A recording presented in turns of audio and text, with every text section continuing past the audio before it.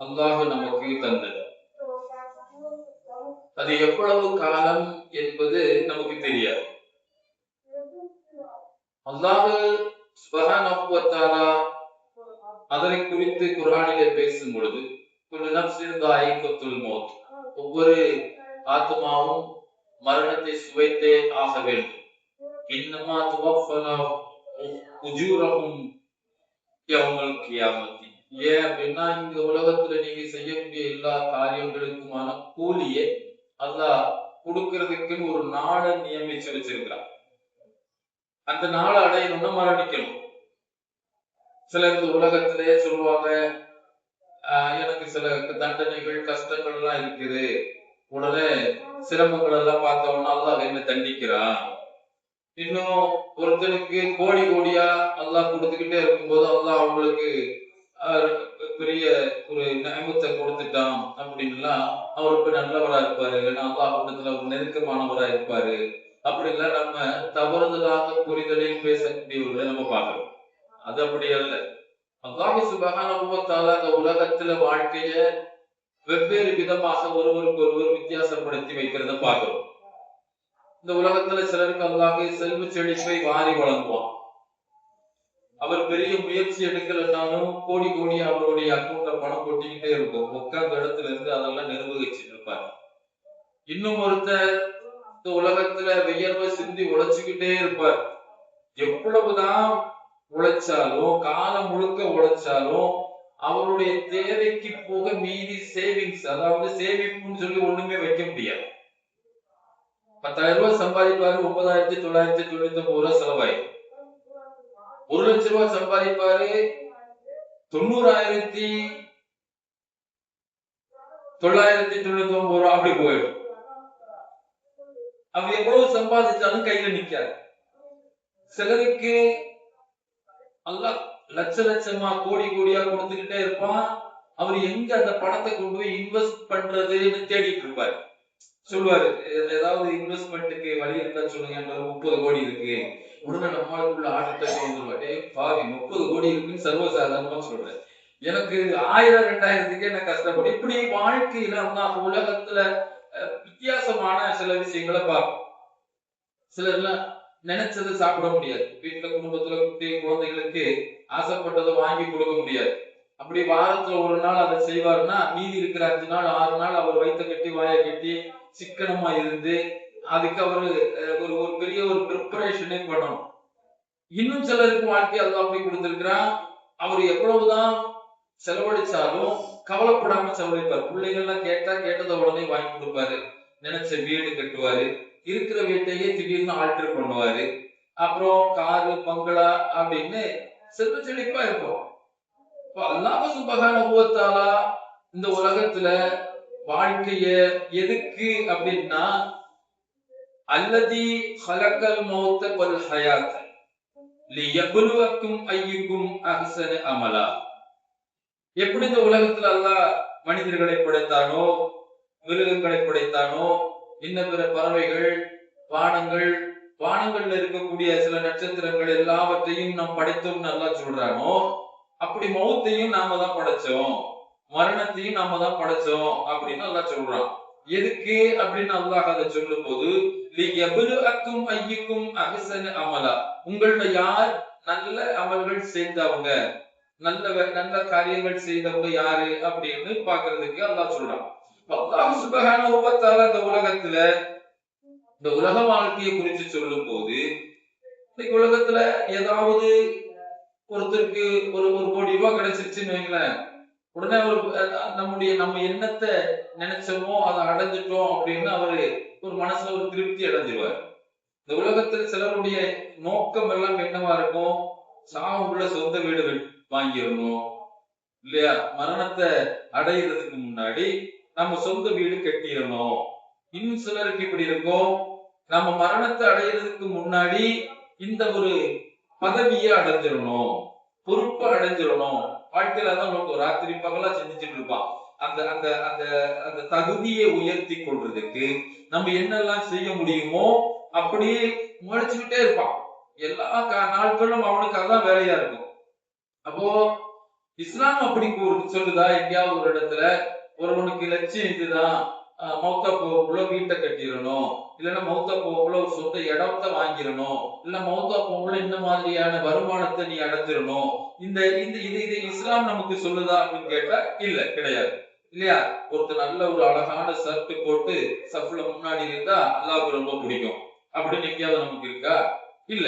அப்போ நம்ம என்ன இலக்கை நோக்கி போய்கிட்டு இருக்கிறோம்னா, அந்த உலகத்துல சில விஷயங்களை அடைவதற்காக நாம முயற்சி செஞ்சுக்கிட்டே இருக்கோம். அதுக்காக சில நேரங்கள்ல ஹலால் ஹராம் கூட பார்க்க மாட்டேங்கிறான். ஹலால் ஹராம் கூட பார்க்கறது இல்ல. எப்படியாவது நம்ம அதை அடைஞ்சிடணும், இப்படி எல்லாம் இருந்தா இதை அடைய முடியாது. வாடகை வீட்டுல இருக்கிறவங்கள்ட்ட போய் நைஸா பேசுவான் சிலர். என்ன வாடகை வீட்டுல இருக்கீங்க? ஆமா. எத்தனை வருஷமா இருக்கீங்க? நான் ஒரு 25-30 வருஷமா வாடகை வீட்டுலதான் இருக்கேன். இதெல்லாம் ஒரு வாழ்க்கையா? சொந்த வீடு நேரத்துக்கு சொந்த வீடு கட்டி இருக்கலாம்ல. அப்ப நம்ம போற வழிதான் சரியில்லையோ அப்படின்ட்டு ஹலால் ஹராம் பார்த்துக்கிட்டு இருந்தவன் இனி அதை பார்க்க வேண்டாம்.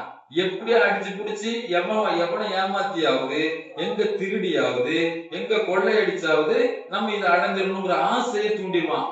மினன்னாசி அல்லா சொல்ற மனுஷங்கள்ல சிலர் இருக்கிறான், அவனை கவனமா எச்சரிக்கையா. அப்போ இலக்கு என்பதை நாம எதை தீர்மானித்து வாழ்க்கை பயணத்தை கொண்டு போயிட்டு இருக்கிறோம், இது தெரிஞ்சா மட்டும்தான் முடிவு சரியாக இருக்கும். இலக்கை சரியாக நிர்ணயிக்கப்படல அப்படின்னு சொன்னா ஒருத்தனுடைய முடிவு சரியாகவே இருக்காது என்பதற்கு உதாரணமாக சில செய்திகளை நம்ம பார்க்கிறோம். இஸ்லாம் நமக்கு சொல்லி இருக்குதா, நீ மௌத்தா போகல என்னதை செஞ்சிடணும் அப்படின்னு இஸ்லாம் சொல்லி இருக்கு. லுக்மான் அவர்கள் தன் பிள்ளைக்கு உபதேசம் செய்யும் போது என்ன சொன்னாங்க? மௌன, நீ தொழுகையை நிலைநாட்டு, சபர், நீ பொறுமையை கடைபிடி, அப்புறம் அநீதி கண்டனா முடிஞ்ச வரைக்கும் உதவி செய்ய, அப்புறம் நீ முடிஞ்ச வரைக்கும் கடைசியில் என்ன செய்யணும்? முஸ்லிமாக மரணிச்சிறார். இதுதான் ஒரு இலக்கு. இன்னைக்கு நம்மளுடைய பிள்ளைகளுக்கு நம்ம இதை சொல்லி கொடுக்குறோமா? நீ டாக்டரா வந்துடணும், இன்ஜினியரா வந்துடணும், கலெக்டரா வந்துடணும், ஐஏஎஸ் படிச்சிடணும், ரியல் எஸ்டேட்ல அவ்வளவு பெரிய கோடி கோடியா சம்பாதிச்சிடணும், சொந்த வீடு கட்டிடணும், அந்த கார் வாங்கணும், இந்த கார் வாங்கணும், அவ்வளவு பார்க்கணும், இவ்வளவு. பிள்ளைக்கு நம்ம இப்படிதான் சொல்லி கொடுக்குறோம்னா அவன் எந்த இலக்கை நோக்கி பயணிப்பான்? இப்போ நம்மளோட பிள்ளைக்கு அறிவுரையாக நம்ம என்னத்தை சொல்லி கொடுக்கிறோம் அப்படிங்கிறதுல கவனமா இருக்கணும். இஸ்லாம் நமக்கு என்ன சொல்லி தருகிறது? இந்த உலகத்துல ஒருத்தர் நல்ல லட்சமா சம்பாதிக்கிறான், அவனுடைய முடிவுல சரியா இல்லைன்னு வைங்களேன். ஒருத்தர் ஏழையாகவே இருக்கிறான், அவனுடைய பிள்ளைகளுக்கு வயிறு நிறைய சாப்பாடு கொடுக்க முடியாத ஒரு நிலையிலேயே இருக்கிறான், ஆனா அவன் அல்லாஹ்வை பயந்துக்கிறான் அப்படின்னா இந்த உலகத்துல நாம சம்பாதிக்கிற சம்பாத்தியம் நம்மை அல்லாஹ் இடத்துல நெருங்கி கிடைக்கும் அப்படின்னா அதுக்காக சொந்த வீடு வாங்க கூடாதுன்னு இஸ்லாம் சொல்லல, சம்பாதிக்க கூடாதுன்னு இஸ்லாம் சொல்லல. இப்படி கொடுக்கிற கையை சிறந்ததுன்னு சொல்றாங்க ரசூலுல்லாஹ். அப்ப நீ சம்பாதிக்கிற சம்பாத்தியத்துல தர்மம் பண்ணு, எப்படியெல்லாம் அல்லாஹ்வை நெருங்க முடியுமோ, எப்படி குர்ஆன் ஓதுறதன் மூலமாக, எப்படி தொழுகை நிலைநாட்டுவதன் மூலமாக, எப்படி நோன்பின் மூலமாக, எப்படி இந்த பிற இபாதத்துகளின் மூலமாக அல்லாஹ்வை நெருங்க முடியுமோ அப்படி பொருளாதாரம் உனக்கு கிடைச்சிருச்சா தர்மம் பண்ணிக்கோ, அல்லாஹ்வுடைய இறை இல்லத்துக்கு கூட வாரி வழங்கு, பொது வாழ்க்கையில மக்களுக்காக ரத்த உறவுகளை பேணு. அதை விட்டுட்டு பொருளாதாரத்தை இலக்காக வைத்துக் கொண்டு இவைகளை எல்லாம் செய்யாம பணம் பொருள் சேர்ந்துருச்சுன்னு சொன்னாலே மனசு சுருங்கிருக்கு. சிலரை பாக்குறோமா இல்லையா? பள்ளிவாசலுக்கு தொடர்ச்சியா வந்துகிட்டு இருந்தவரு பள்ளிவாசல்ல கூட்டி பெருக்கி தண்ணி எடுத்து வைக்கிறதுல இருந்து ஃபேன் சுவிட்ச் ஆஃப் பண்றதுல இருந்து பள்ளிவாசல் மிம்பர் துடைக்கிறதுல இருந்து பண்ணிட்டு இருப்பாரு. திடீர்னு அவருக்கு ஒரு பொருளாதாரம் பெருகிருச்சு, கோடி ஆகி போச்சு. அவர் பள்ளிவாசல்ல இருந்து போய் தான் வீட்டுல போய் பாக்குறாங்க, நல்லா இருக்கீங்களா, ரொம்ப நாள் ஆச்சு பள்ளிவாசலுக்கு வந்து, இருக்கீங்களா, நல்லா இருக்கீங்களா, பார்த்து நம்ம பள்ளி அப்படின்ட்டு போயிடுறோம். அப்புறம் அவர் பள்ளிவாசலுக்கு வர தோரணம் வேற மாதிரி ஆயிடும். அவர் பள்ளிவாசலுக்கு வர அவரை ஒரு பார்த்து யாருக்கெல்லாம் சலாம் கொடுக்கணும்னு அவர் தான் முடிவு பண்ணுவாரு இல்லையா? ஒரு மாதிரி பட்டவங்க எல்லாம் பார்த்தா சலாம் சொல்ல மாட்டாரு. இப்படி பாக்குறோமா? அப்ப இந்த உலகத்தில் நாம் எதை இலக்காக வைத்து பயணிக்கிறோம், எதை இலக்காக வைத்து பயணிக்கணும்? அப்ப இந்த உலகத்துல நாம வாழக்கூடிய நாட்கள் நமக்கு தெரியாது, எப்ப வேணாலும் நம்மளுக்கு முடிவு வந்துடலாம். இப்ப முடிவு வரும்போது ஹலால் ஹராம் ஒரு பிசினஸ் தொழில் அல்லாஹ் நமக்கு கொடுத்திருக்கிறான்னா பொய் சொல்லாம, ஏமாத்தாம, அளவுல மோசடி செய்யாம ஹலாலான முறையில இந்த தொழிலை பார்த்து அதுல கொண்டு வரக்கூடிய வருமானத்தை வச்சு வாழ்க்கையை ஓட்டிடணும். அப்போ மலக்குள் மௌத் வந்துட்டா அஸ்ஸலாமு அலைக்கும் அப்படின்ட்டு போயிடலாம் இல்லையா? அப்படிதான் முடிவு. இஸ்லாம் நமக்கு அப்படித்தான் சொல்லி தருது. நீ கடைசியில இருக்கும் பொழுது மலக்குள் மௌத்தை பார்த்து சலாம் சொல்லணும், அஸ்ஸலாமு அலைக்கும் வாங்க போ அப்படின்ட்டு துண்ட உதவி போட்டுட்டு எப்பா அவ்வளவுதான். நீ மனுஷங்கிட்ட யாருக்கும் சொல்ல முடியாது, மனுஷங்கிட்ட சொல்ற வாய்ப்பெல்லாம் கிடையாது. நம்ம கரெக்டா இருந்துக்கணும். எப்ப வேணாலும் மலக்குள் மௌத்து வந்தா அஸ்ஸலாமு அலைக்கும் வாங்க போலாம் அப்படின்ட்டு போயிடணும். அப்போ அதை இலக்காக வைத்து நாம பயணிக்கிறோமா? அது சிலருக்கு அப்படி வாழ்க்கை கிடைக்கல. சிலர் ஆசைப்பட்டாங்க, சகாபாக்கள் எல்லோருடைய ஆசையும் அப்படிதான் இருந்தது. சிலருக்கு அல்லாஹ் வாழ்க்கையினுடைய முடிவு எப்படிங்கிறது தான் ஒரு ஒரு மனிதனுடைய துவக்கத்தை பார்க்கிலும் அவனுடைய முடிவு என்பது கவனிக்கப்படும். அவன் சின்ன பிள்ளைல 1000 தப்பு பண்ணியிருப்பான், வாலிபத்துல அடங்காம திரிஞ்சிருப்பான், ஒரு குடும்ப பொறுப்பு இல்லாதவங்க கூட இருந்திருப்பான். ஆனா அவன் மவுத்தாகிற ஒரு சில காலகட்டத்துக்கு முன்னாடி, ஒரு சில நாட்களுக்கு முன்னாடி அவன் எப்படி இருந்துட்டான்னு சொன்னா, அவன் அப்படி அவ்வளவு நல்லவனா, தொழுகையாளியா, அல்லாஹ்வுக்கு பயந்தவனா, இறையச்சம் உடையவனா, ஒரு முஸ்லிமான நிலையில இருந்துட்டான்னு வைங்க, அந்த மவுத்துங்கிறது சிறந்த மவுத்து. அப்படிதான் இஸ்லாம் சொல்லுது. ஒருத்தர் சின்ன பிள்ளையில இருந்தே குர்ஆன் ஓதுறான், மனனம் பண்றான், ஆஃபிது அல்லாஹ் அக்பர் இமாமா நின்னு தொழ வச்சா கிராத்த கேட்கும்போது மெய்மறந்து போயிடுவோம். அப்படி உபதேசம் பண்ணுவான். ஆனா முடிவு அவனுக்கு வேற மாதிரி அமைஞ்சிருச்சுன்னு வைங்க, ஒரு ஆபாசமான விபச்சாரத்திலேயோ அல்லது பொருளாதார மோசடியிலேயோ அல்லது உலகத்தில் சில பொருட்களை ஆசைப்பட்டு வாங்குறதுக்கு வட்டியை வாங்கிட்டானோ நான் புடிச்சுக்கலாம். சொல்லி முடிச்சா மட்டும் குழந்தையில படிச்ச குர்ஆன் ஓதுனது இருந்த ஆஃபீஸர் அதுக்கான கூலி அல்லாஹ் கொடுத்துருவான். ஆனா முடிவு எப்படி இருக்குது? மலக்குள் மௌத் சலாம் சொல்லக்கூடிய நிலையில இருக்குதா, இல்ல படனின்னு தட்டி சொல்றாங்க இல்லையா? இஸ்லாம் நமக்கு சொல்லி தருது. குர்ஆன்ல ரசூலுல்லாஹ் சொல்றாங்க, அநியாயக்காரனுடைய உயிரை கைப்பற்றும் போது நபியை நீர் பார்ப்பீராக, முகத்திலையும் மூஞ்சிலையும் முதுகிலையும் அடிச்சு. அப்போ நம்ம முடிவு எப்படி இருக்கு, நம்ம எதை நோக்கி இலக்காக பயணிக்கிறோம், அதை நம்ம விளங்கியிருக்கணும். ஒரு சஹாபியை குறித்து நம்ம ஹதீஸ்ல பார்க்கலாம். அவர் பேரு உஸைரிம் ரலியல்லாஹு அன்ஹு. இவர ரலியல்லாஹு அன்ஹு அப்படின்னு சொல்றோமே, அந்த விஷயத்தை சுவாரஸ்யமான ஒரு செய்தியை நாம புரிஞ்சுக்கிட்டோம் சொன்னா இது மேல ஆசைப்படுவோம். இவர் ஒரு பனு அப்துல் அஸ்ஹல் கோத்திரத்தை சார்ந்தவர், மதீனாவாசி. அன்சாரி தோழர்களுடைய மதீனாவாசியாக இருந்தவர். ரசூலுல்லாஹி ஸல்லல்லாஹு அலைஹி வஸல்லம் அவர்கள் மதீனாவுக்கு வந்து தஅவா பண்ணும்போது கூட்டமாக மக்கள் இஸ்லாத்துக்கு வந்தாங்களே, ரசூலுல்லாஹ் மீது நேசம் கொண்டவர்களாக இருந்தாங்களே, அப்படி இவர் இஸ்லாத்துக்கு வரல. அவர் வாழக்கூடிய நாட்கள் எல்லாம் அவர் இஸ்லாத்துக்கு எதிராகவே பேசிட்டு இருப்பாரு, இஸ்லாத்துக்கு எதிராக சிந்தனைகள் இருப்பாரு. ஒரு நாள் உஹது யுத்தம், மக்கத்து குறைஷிகள் முஸ்லிம்களை கருவறுத்தே ஆக வேண்டும் என்று திட்டத்தோடு வந்த அந்த உஹது யுத்தத்துல சண்டை நடந்துட்டு இருக்கும் போது இவருக்கு திடீர்னு ஒரு உள்ளத்துல ஒரு மாற்றத்தை கொடுக்குறான் அல்லாஹ். அவருக்கு ஹிதாயத் அங்க கொடுக்குறான் அல்லாஹ். அவருக்கு உள்ளத்துல தோணுது, அடடே நாம அநியாயக்காரங்க கூட எல்லாம் இருக்கிறோம், இந்த முஸ்லிம்கள் கூட தானே நாம இருந்திருக்கணும்னு சொல்லி அஷ்ஹது அல்லா இலாஹ இல்லல்லாஹ் வ அஷ்ஹது அன்ன முஹம்மதுர் ரசூலுல்லாஹ்னு சொல்லி கூட்டத்துல சண்டையை போட்டு மௌத்தா போற நிலைக்கு வந்துடுறாரு. முஸ்லிம்களுடைய ஜனாசாக்களை எல்லாம் சஹாபாக்கள் எடுத்துக்கிட்டு இருக்கும் போது இந்த உசைனுடைய ஜனாசாவை பாக்குறாங்க, உடலை பாக்குறாங்க, குத்துயிரும் கொலையுமா மரணத்துக்கு நெருங்கிட்டு இருக்கிறாரு. அப்ப சொல்றாரு, எப்பா நான் முஸ்லீம் ஆயிட்டப்பா, அஷ்ஹது லா இலாஹ இல்லல்லாஹ் வ அஷ்ஹது அன்ன முஹம்மது ரசூலுல்லாஹ் சொன்ன மாத்திரத்துல மௌத்தா போயிட்டாரு. இப்ப ரசூலுல்லாஹ்ட்ட கேக்குறாங்க சஹாபாக்கள், யா ரசூலுல்லாஹ் இந்த உசைனுடைய நிலை என்ன? மக்கள் எல்லாம் பேசிட்டு இருக்காங்க. ரசூலுல்லாஹ் சொன்னாங்க, அவர் சுத்தவாதின்னாங்க. ஒரு வக்து தொழுகை, ஒரு சஜிதா பண்ணல, ஒரு நோன்பு நோக்கல, ஒரு ஜகாத்தை கொடுக்கல, ஹஜ் உம்ரா பண்ணல. ஒரு மனிதனுடைய முடிவை அல்லாஹ் இங்கு சொல்லி காட்டுகிறார், ஞாபகப்படுத்துகிறார். ரசூலுல்லாஹ் சொன்னாங்க அவர் சொர்க்கவாதி. இன்னொரு மனிதனை குறிச்சு வரலாற்றுல பார்க்க முடியும். அந்த மக்கள் எல்லாம் பேசிக்கவங்க, அடேங்கப்பா இன்றைக்கு இவரை போல யுத்தத்துல எதிரிகளிடத்துல போரிட்டதா வேற யாருமே கிடையாது, நம்ம எல்லாம் சாதாரணம், அவர் அப்படி போரிட்டாரு, அப்படி சண்டை போட்டாரு, நிச்சயம் அவருக்கு சொர்க்கம் தான். ஏன்னா மக்களுடைய எண்ணமும் சிந்தனையும் இப்ப எப்படி ஒரு சென்ட் இடம் வாங்கணும், பொருளாதாரம் வாங்கணும், வீட்டை கட்டணும், ஒரு ஒரு ஒரு பிசினஸ் பண்ணணும்னு இருக்குதோ அப்படி இல்ல அவங்களுடைய சிந்தனை. அவங்க சிந்தனை எல்லாம் எதை செஞ்சா சொர்க்கம் கிடைக்கும், எதை செஞ்சா ஷஹீதினுடைய அந்தஸ்து கிடைக்கும், எதை செஞ்சோம்னா ரசூலுல்லாஹ் கூட நாளைக்கு மறுமையில் இருக்கலாம், எதை செஞ்சோம்னா அல்லாஹ்விடத்தில் நாளைக்கு நல்ல நற்கூலியை வாங்க முடியுங்கிற சிந்தனையிலேயே இருந்த மக்கள். அப்ப பேசிக்கிட்டாங்க, இவரு மாதிரி இன்னைக்கு சண்டை போட்டது யாரும் இல்ல, அப்போ இன்னைக்கு ஒரு சொர்க்கவாதி தான் அப்படின்னு கன்ஃபார்மா பேசிக்கிட்டாங்க. ரசூலுல்லாஹி ஸல்லல்லாஹு அலைஹி வஸல்லம் அவங்க சொன்னாங்க, யாரு? அவர் நரகவாசி. அவரை பத்தியா பேசிட்டு இருக்கீங்க? மக்களுக்கெல்லாம் ஒரு வகையான பயம். யுத்த களத்தில் எதிரிகளுக்கு எதிராக போரிடக்கூடிய ஒரு நபித்தோழர் அந்த அளவுக்கு சண்டை போட்டாருன்னு சகாபாக்கள் எல்லாம் ஆச்சரியப்பட்டு பேசக்கூடிய நிலையில் காணப்பட்டவரு இப்போ ரசூல்லா சொல்றாங்க அது நரகவாசி அப்படின்னு. உடனே ஒருவர் இன்றைக்கு இவருக்கு என்ன நடக்குங்கிறது நான் பார்க்கணும் அப்படின்னு அவர் பின்னாடியே ஃபாலோ பண்ணிட்டு போறாரு. எதிரிகளுக்கு இடையே ஒரு கட்டத்திலே சண்டை வலுப்பட்டு காயங்கள் அதிகமாகி வலி தாங்க முடியாம தன்னுடைய வாளினுடைய கைப்பிடியை தரையில் ஊன்றி வாளின் கூர்மை பகுதியை தன் இரு மார்புகளுக்கு இடையே வைத்து அழுத்தி தற்கொலை செய்து கொண்டார். ஒரு மனிதனுடைய முடிவு சகோதரர்களே, அல்லாஹ் சுப்ஹானஹு வ தஆலா இந்த உலகத்தில் ஒருவருக்கு முடிவை எப்படி கொடுப்பான் என்பது யாருக்கும் தெரியாது.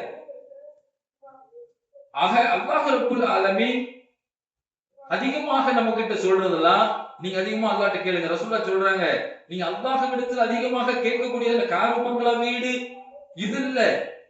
யா ரப், என்னுடைய பாவங்களை மன்னிக்கப்பட்ட நிலையில் உன்னை நினைவு கூர்ந்து உன்னை திக்ரு செய்த நிலையில் என்னுடைய உயிரை கைப்பற்றுவாயாக. இலக்கு அதுதான். நாளைக்கு சொர்க்கத்தை அடையணும், அதுதான் நம்முடைய இலக்கு. இத சாதாரணமானவங்க கேட்கல, நபிமார்களே கேட்டாங்க. யூசுப் அலைஹிஸ்ஸலாத்து ஸலாம் அவர்களுடைய துஆவை அல்லாஹ் குர்ஆன்ல சொல்லி காட்டுகிறார். யூசுப் அலைஹிஸ்ஸலாத்து ஸலாம் அவர்களுடைய வரலாறு நமக்கு எல்லோருக்கும் தெரியும். குழந்தையாக இருக்கும் போதே தாயை இழந்தவர்கள். ஒரு கட்டத்திலே சகோதரர்களுடைய சதி திட்டத்திற்கு உட்பட்ட நிலையில தகப்பனால இழந்து கிணத்துல தூக்கி போடப்பட்டாங்க. கிணற்றுல தூக்கி போடப்பட்ட யூசுப் நபி அவர்களே வியாபார கூட்டம் ஒன்று எகிப்துல கொண்டு போய் வித்துருது. எகிப்துல அடிமையாகவோ அல்லது விலைக்கோ ஏதோ ஒரு சூழ்நிலையில் வாங்கப்பட்ட யூசுப் அலைஹிஸ்ஸலாத்து வஸலாம் அவங்க ஒரு வீட்டுல போய் வளர்றாங்க. அசீஸ் என்று சொல்லக்கூடியவருடைய அவர் ஒரு கவர்மெண்ட் மினிஸ்டர் போஸ்டிங் அவங்களுக்கு, அதாவது அமைச்சரவையில், அதாவது அன்றைய ஆட்சியாளனுடைய அரசவையில் பணியெடுக்கக்கூடிய ஒரு முக்கியமான பொறுப்பில் இருக்கக்கூடியவர் அந்த அசீஸ். அவருடைய வீட்டுல கொண்டு போய் வளர்றாங்க. வளர்த்தப்பட்ட இடத்துல ஒரு கட்டத்துல வாலிப பருவத்தை அடையும் பொழுது அவர்கள் அவதூறு சுமத்தப்பட்டு அதுக்காக சிறைவாசம் போறாங்க. ஒரு மனுஷனுக்கு எவ்வளவு கஷ்டம் பாருங்க. நம்மளாம் சின்ன சின்ன கஷ்டத்தெல்லாம் பெருசா நினைச்சு நம்ம பேசும். யூசுப் அலைஹிஸ்ஸலாத்து ஸலாம் அது வரைக்கும் அவர்கள் நபி கிடையாது, நபித்துவம் பெறப்படாத காலகட்டம். அப்ப சிறையில இருக்கிறாங்க. சிறையில் இருக்கும் பொழுது அல்லாஹ் சுப்ஹானஹு வ தஆலா அவர்களுக்கு நபித்துவத்தை கொடுக்கிறான்.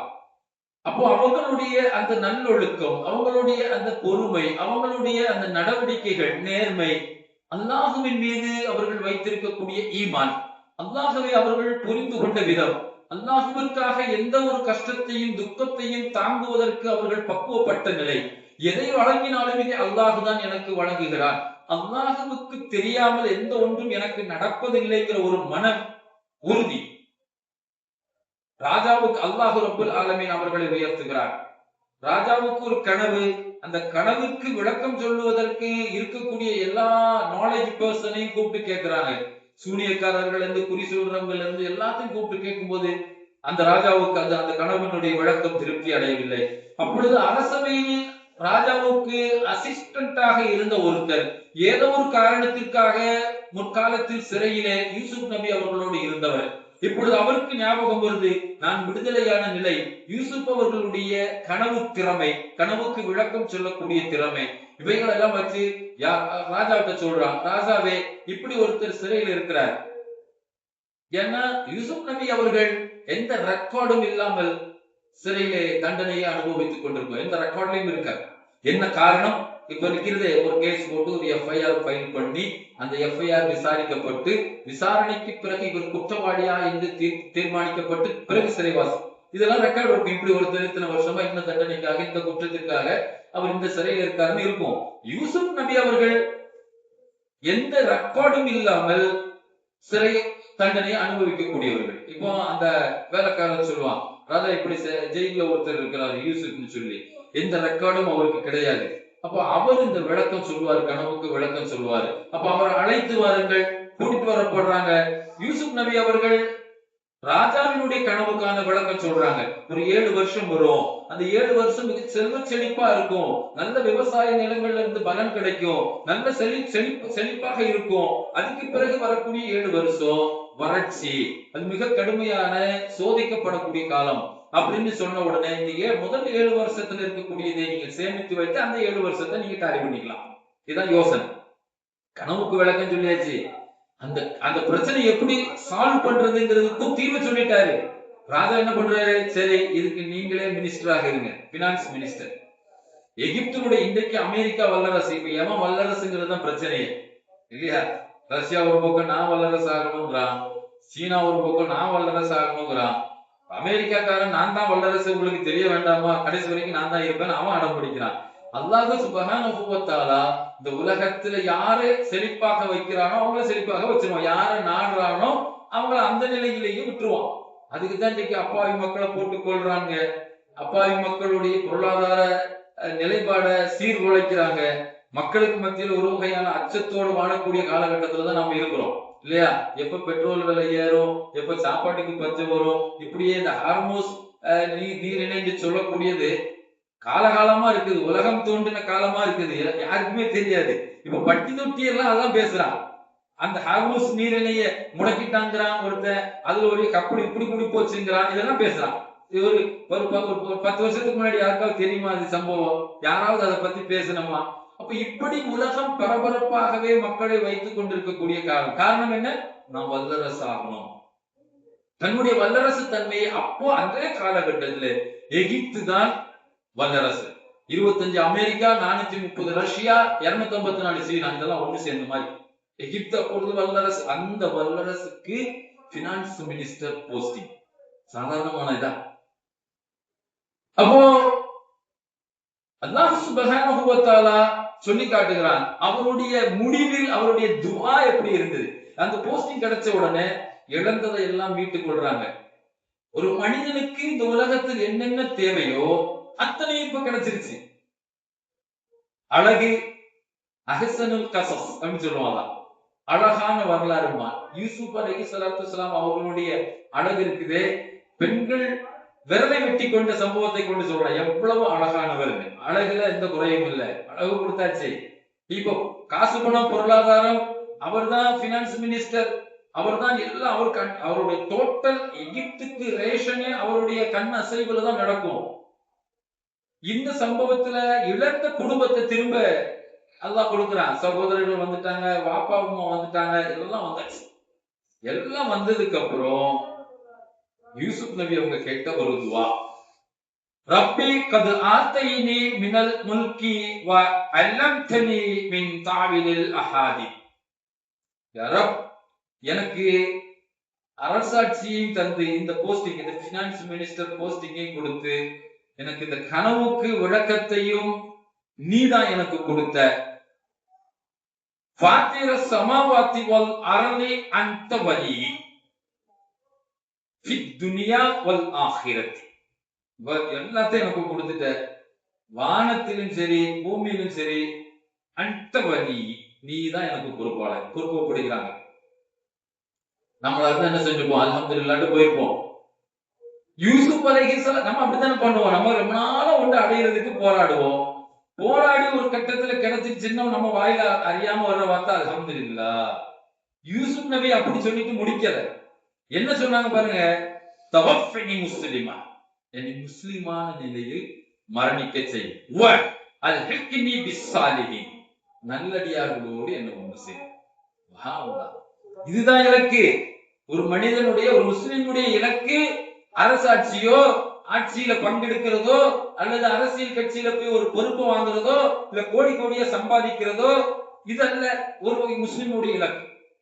இன்னைக்கு அதை நோக்கி தானே நிறைய பேர் பயணிக்கிறான். அதுக்காக குடும்பத்துல உள்ளவன பேச மாட்டேங்கிறான், ஒருத்தன் பேசிக்க மாட்டேங்கிறான். நீ இந்த இயக்கத்துல இருக்க, அந்த கட்சியில இருக்கங்கிறான். நல்லா பேசி பழகிட்டு இருக்க சகோதரனே இந்த மாவட்ட பொறுப்புக்கு வந்துடக்கூடாது, நான் தான் வரணும், இவனை போட்டு ஒழுக்கிறான். நான் பொதுவா சொன்னேன், நீங்க யாரும் எதை தப்பா நினைச்சிடக்கூடாது இல்லையா? அதை அடையணுங்கிறதுக்காக இருக்கிறவனுக்கே குடிமறிச்சிடுறான். அவன் இவனும் ஒன்னாதான் டீ குடிப்பான், நல்ல வேலை வேற எதுலயும் விளங்கிடுறான், எல்லாத்துலயும் ஒன்னாதான் இருப்பான். 2 பேரும் ஒன்னாதான் சுத்துவான், ஒரே கலர்ல சட்டை போடுவான். அந்த கல்யாண வீட்டுல பாத்துருக்கோங்க, குடும்பக்காரர் யாரும் பாத்துடலாம், 9 பேர்ல 9 பேர் பிங்க் கலர் சட்டையை போடுவான். ஆமா, சர்வருக்கு யூனிஃபார்ம் கொடுத்த மாதிரியே இருக்கும். நான் சில நேரத்துல காமிப்பேன், அப்படித்தான் பார்ப்பேன்.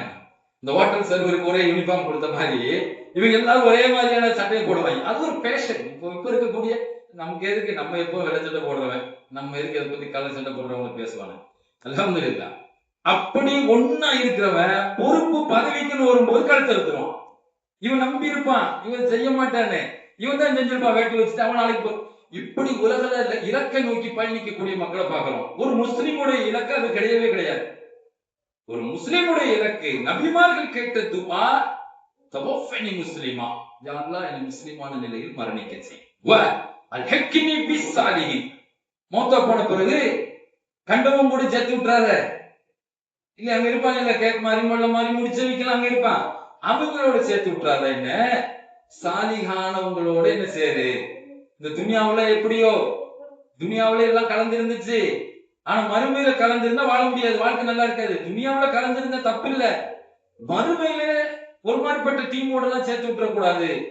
அங்க சாலிகான நல்லடியார்களோடு என்ன செய்யுது. இதுதான் ஒரு மனிதனுடைய, ஒரு முஸ்லிமுடைய இலக்கு. அந்த இலக்கை நோக்கி நாம பயணிக்கிறோமா? அதுதான் நம்ம இலக்காக வச்சிருக்கிறோமா? அப்படி கேட்டாங்க நபிமார்கள். நபி இப்ராஹிம் அலைஹிஸ்ஸலாத்து வஸ்ஸலாம் அவர்கள் இந்த உலகத்திலேயே இருக்கக்கூடிய மிகப்பெரிய ரிலிஜியன்களுக்கெல்லாம் தலைவர் இல்லையா? இன்னைக்கு நாமளும் நபி இப்ராஹிம் அலைஹிஸ்ஸலாத்து வஸ்ஸலாம் அவங்க மேல ரொம்ப ரொம்ப பாசம் உள்ளவங்களா, அன்புள்ளவர்களா இருக்கிறோம். கிறிஸ்தவர்களும் அப்படித்தான். ஆபிரகாம்னு சொல்லுவாங்க, ஆபிரகாமினுடைய கொள்கையை பின்பற்றக்கூடியவங்களா இருப்பாங்க. யூதர்களும் அப்படித்தான், ஆபிரகாம் என்று சொல்லுவாங்க. நபி இப்ராஹிம் அலைஹிஸ்ஸலாத்து வஸ்ஸலாம் அவர்கள் உலகத்தில் இன்றைக்கு இருக்கக்கூடிய எல்லா மத கலாச்சாரத்தில் உள்ள அத்தனை நபர்களுக்கும் பிடித்தமான அவர்களை தவிர்த்து ஒரு ரிலிஜனை கொண்டு வர முடியாது. உலகத்துல அவர்கள் இல்லாத ஒரு ரிலிஜனை இன்னைக்கு நம்ம பார்க்க முடியாது. அப்படிப்பட்ட நபி இப்ராஹிம் அலைஹிஸ்ஸலாத்து வஸ்ஸலாம் அவர்கள் கேட்ட துஆ என்ன தெரியுமா? யா ரப் அல்ஹக்னி, எனக்கு கல்வி ஞான ஹிக்மத்தை கொடு, எனக்கு கல்வி ஞானத்தை கொடு. வா சாலிஹின் நல்லடியார்களோட என்னை சேர்த்து விடுவாயாக. எப்படிப்பட்ட இலக்கை நோக்கி அவங்க பயணிச்சிருக்கிறாங்க. நாம என்ன இலக்கில் இருக்கிறோம், நம்மளுடைய பயணம் எப்படி இருக்கிறது, நம்மளுடைய முடிவு எப்படி இருக்க வேண்டும் என்பதை நாம் தான் தீர்மானிக்க வேண்டும். வல்லர் ரஹ்மான் எனக்கும் உங்களுக்கும் அருள் செய்வானாக. கூல் கௌலி ஹாதா அஸ்தக்ஃபிருல்லாஹ்.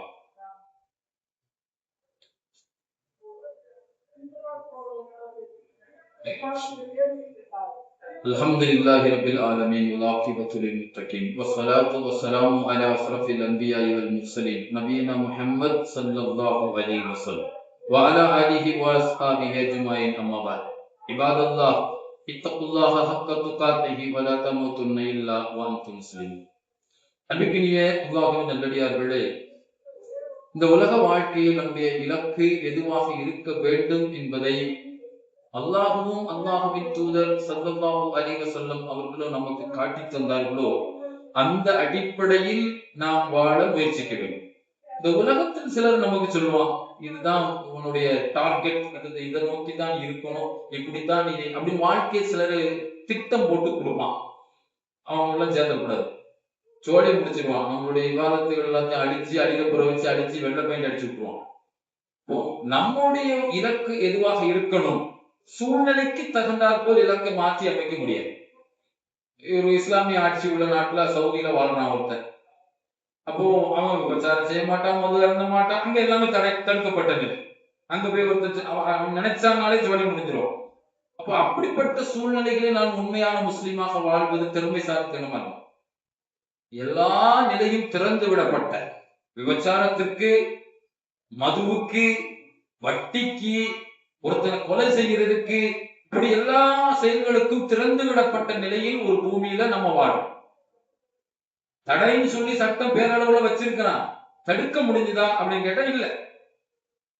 அப்போ அந்த மாதிரியான கால சூழ்நிலைகளில் வாழும் போது அதற்கு தகுந்தாற்போல் நம்முடைய இலக்கை மாற்றி அமைக்க கூடாது. உதாரணமா ஃபிர்அவுன் மூசா அலைஹிஸ்ஸலாத்து வஸ்ஸலாம் அவர்களுடைய அந்த கொள்கையை கொண்டு வந்து வைக்கும் போது மூசா நபி அவர்களை தோற்கடிப்பதற்காக நாட்டில் இருக்கக்கூடிய எகிப்துல இருக்கக்கூடிய எல்லா சுனியக்காரர்களையும் வரவழைக்கிறான். என்ன டிமாண்ட் வைக்கிறான்? நீங்க மூசா நபியை தோற்கடிக்கணும். மூசாவை தோற்கடிச்சுட்டா அதுக்கு ஒரு கிஃப்ட் இருக்குமே, கூலி இருக்குமே. அந்த கூலியாக நீங்கள் என்னுடைய அரசவையில் இடம்பெறலாம். அதாவது ஓப்பனா சொன்னா உங்களுக்கு மினிஸ்டர் போஸ்ட் போட்டு தர்றேன், அவ்வளவுதான். ஃபிரௌனுடைய அரண்மனையில மினிஸ்டர் போஸ்ட், ஃபிரௌன் கூடவே இருக்கக்கூடிய ஒரு நிலைன்னா அப்ப எப்படி விரும்பி வந்திருப்பாங்க. ஒரு கட்டத்துல மூசா நபி அவர்களை தோற்கடிக்க முடியாமல் அல்லாஹ் அவர்களுக்கு ஹிதாயத்தை கொடுத்துடுறான். ஹிதாயத்தை கொடுத்த உடனே லா இலாஹ இல்லல்லாஹ் மூசா ரசூலுல்லாஹ்னு அவங்க வாயில மொழிஞ்சிடுறாங்க. உடனே ஃபிரௌனுக்கு கோபம் வருது. என்ன காரியம்டா செஞ்ச? என்கிட்ட ஒரு அனுமதி கேட்காம, என்னுடைய சம்மதம் இல்லாம நீ எப்படி முஸ்லீம் ஆகலாம்? நீ எப்படி அந்த கொள்கையை ஏற்றுக்கொள்ளலாம்? உன்னை மாறுகால் மாறுகை வாங்குவ. கொலையை விட கொடுமையானது அதுதான். ஒரு மனிதனுக்கு 2 கையும் இல்ல, 2 காலும் இல்லைங்கிற ஒரு நிலையில இந்த உலகத்துல அவன் வாழ்றது எவ்வளவு கொடுமையான. மவுத்தாவது ஒரே வெட்டில வெட்டிடலாம். மரணம், கொலை என்பது அங்க ஒரு நாள்ல முடிஞ்சிடும். காலம் உள்ள ஒருத்தர் 2 கையும் இல்லாம 2 காலும் இல்லாம வாழணும்னா அது எவ்வளவு பெரிய கொடிய தண்டனை. அவனால சாப்பிட முடியாது, அவனால பாத்ரூம் போக முடியாது, அவனால எங்கேயும் நடக்க முடியாது, உடுத்த முடியாது. இடுப்பு வேட்டி கட்டுறதுக்கு இந்த 2 விரல் இல்ல. கைய காலைய வெட்ட வேண்டாம், இந்த கட்ட விரலையும் அதுக்கடுத்த களிமா விரலையும் சேர்த்து வெட்டிட்டா பேண்ட் போட முடியாது, ஒண்ணு செய்ய முடியாது. மீதி இருக்கிற 3 விரலை ட்ரை பண்ணி பாருங்க வீட்டுல போய், ஒண்ணும் பண்ண முடியாது. பெரிய விரல் இந்த 2 விரல். அப்போ மாறுகால் மாறுகை வாங்க வேணும்னு கொடுமையான தண்டனையாக அன்றைக்கு பார்க்கப்பட்டது. அப்ப அவங்க சொன்னாங்க, நீ யாரடா இந்த துனியாவுடைய முடிவை நீ சொல்றதுக்கு? உனக்கு உன்னுடைய மாறுகால் மாறுகைக்கெல்லாம் நாங்க பயப்படுறவங்களை யார் சொல்றாங்க? எகிப்துல இருந்த சூனியக்காரர்களாக இருந்தவர்களுக்கு ஹிதாயத்து கிடைச்ச பிறகு அவங்க சொல்றாங்க. சொல்லிட்டு அல்லாஹ்விடத்துல துஆ செய்றாங்க, ரப்பனா அஃப்ரிக் அலைனா சஃப்ரம், எங்களுக்கு பொறுமையை கொடு ரப்பே, வத்தவஃபனா முஸ்லிமீன், எங்களை முஸ்லிமான நிலையில் மூத்தா. இன்னைக்கு நாம என்ன தீர்மானம், என்ன நோக்கத்தில் இருக்கும், என்ன நம்மளுடைய இலக்கு எதுவாக இருக்கிறது? அல்லாஹ்வின் நல்லடியார்களே, ஃபிரௌனுடைய மனைவி ஆசியா அம்மையார், ஃபிரௌனுடைய அரசவையில் இளவரசி மகாராணி, அவர்களுக்கு எந்த அளவுக்கு மரியாதை கிடைத்திருக்கும். அவர்கள் அத்தனையும் தூக்கி வீசினாங்க. எதுக்காக? இந்த மறுமையினுடைய சொர்க்கத்திற்காக. அல்லாஹ்விடத்திலே கேட்டாங்க, யா ரப், இந்த ஃபிரௌனுடைய கொடுமையிலிருந்து, ஆட்சியாளர்களுடைய கொடுமைக்காகலாம் அட்ஜஸ்ட்மெண்ட் கிடையாது இஸ்லாம். யார் நல்லடியார்கள் அல்லாஹ் சொல்றான், எப்பேற்பட்ட கொடுமையான ஆட்சியாளன் வந்தாலும் அல்லாஹ்வுடைய மார்க்கத்தில் நிலைத்திருப்பதற்காகவே இந்த உலகத்தில் உயிர் தியாகம் பண்ணாங்களே, இவங்கதான் சாலிஹீன். இவங்களோட தான் நாளைக்கு மறுமையில ஒன்னா இருக்கணும்னு ஆசைப்படுறாங்க. இவங்க எல்லாம் யாரு? நபிமார்கள் ஆசைப்பட்டாங்க. ஏன் நம்ம ஆசைப்படக்கூடாது? நபிமார்கள் ஆசைப்பட்டதல்ல, அந்த சாலிஹீன்களோடு நான் இருக்கணும்னு ஆசைப்பட்டதல்ல. எதுக்கு? இந்த உலகத்துல கால சூழ்நிலைகளுக்கு ஏற்றாற்போல் இஸ்லாத்தை மாற்றி அமைக்காமல், கால சூழ்நிலைகள் அல்லாஹ்ங்கிற வார்த்தையை சொல்லவே மாட்டேங்கிறோம். ஆண்டவன் இருக்கான் அப்படிங்கிறான். நான் முஸ்லிம்ஸ் கூட பேசும் பொழுது அல்லாஹ் இருக்கிறான் அப்படின்னு சொல்றதுக்கு மாத்தி அந்த நாம என்ன சொல்றான்? ஆண்டவன் இருக்கிறாங்கிறான், கடவுள் இருக்கிறாங்கிறான், இறைவன் சொல்லித்தனோம். அல்லாஹ்ங்கிற வார்த்தைக்கு இணையாக இது எதுவுமே அடங்காது. நல்லா உச்சரிச்சு பாருங்க. நீங்க அவனை திருப்திப்படுத்துறதுக்காக எனக்கு எல்லாம் தந்தது அல்லாஹ் தான், உங்களுக்கும் அந்த அல்லாஹ் தான் தருவான் அப்படின்னு சொல்லாம, ஆண்டவர் இருக்கிறான், மேல ஒருத்தர் இருக்கிறான், கடவுள் இருக்கிறான், இப்படி இந்த வார்த்தையை முஃமின்கள் யூஸ் பண்ணவே கூடாது. அவன் என்னமோ நினைச்சிட்டு போட்டோம், அல்லாஹ் அவனுக்கு உணவளிப்பவன் அல்லாஹ் தானே. ரஹ்மான் என்றால் என்ன? தன்னை வணங்குபவர்களுக்கும் தன்னை வணங்காதவர்களுக்கும் உணவளிப்பவன். நம்மளே அந்த அக்ரிமெண்ட் அவனுக்கு போட்டு கொடுக்குறோம். கடவுள் இருக்கிறான்னு சொன்னா அப்ப அவனுக்கு வேற யாரோ அப்படிதான் நினைக்கிறோம். இது பெரிய சப்ஜெக்ட், இன்ஷாஅல்லாஹ் இனி ஒரு சந்தர்ப்பத்துல சொல்லி தரேன். அப்ப இந்த மக்களுடைய நிலைப்பாடு பாருங்க. ஃபிரௌனுடைய தண்டனைக்கு எதிராக சூனியக்காரர்கள் இஸ்லாத்தை ஏற்றுக்கொண்ட பிறகு முஸ்லிமான நிலையிலே மிரட்டப்பட்ட அந்த கடுமையான தண்டனைக்கு பயப்படாமல், அவர்கள் பின்மாறாமல், அவர்கள் அதில் உறுதியாக இருந்த நிலையில் அல்லாஹ்விடத்தில் கேட்ட துஆ, ரப்பனா அஃப்ரிக் அலைனா சஃப்ரம், எனக்கு இந்த இவனுடைய நெருக்கடியிலிருந்து பொறுமையை கொடு. அரசாங்கத்திலிருந்து வரக்கூடிய எல்லா நெருக்கடியிலிருந்து எங்களுக்கு பொறுமையை கொடுத்து, இன்னும் தவஃபனா முஸ்லிம், எங்களை முஸ்லிமான நிலையிலேயே மரணிக்க செய். இதுதான் இலக்கு, இதுதான் ஒரு முஸ்லிமுடைய இலக்கு. சூழ்நிலைக்கு தகுந்தாற் போல மாற்றி அமைக்கக்கூடியது அல்ல. அல்லாஹ் சுப்ஹானஹு வ தஆலா எனக்கும் உங்களுக்கும் அருள் செய்வானாக. ரப்பனா ஆத்தினா ஃபித் துன்யா ஹஸனா வ ஃபில் ஆখিরাতি ஹஸனத்தன் வ கினா அஸாபன் நார். ربنا لا تزغ قلوبنا بعد إذ هديتنا وهب لنا من لدنك رحمة إنك أنت الوهاب. أقول قولي هذا والله أعلم وأستغفر الله العظيم لي ولكم وأستغفر عني وعنكم وعن جميع المسلمين والمؤمنين أجمعين واستغفروه إنه هو الغفور الرحيم.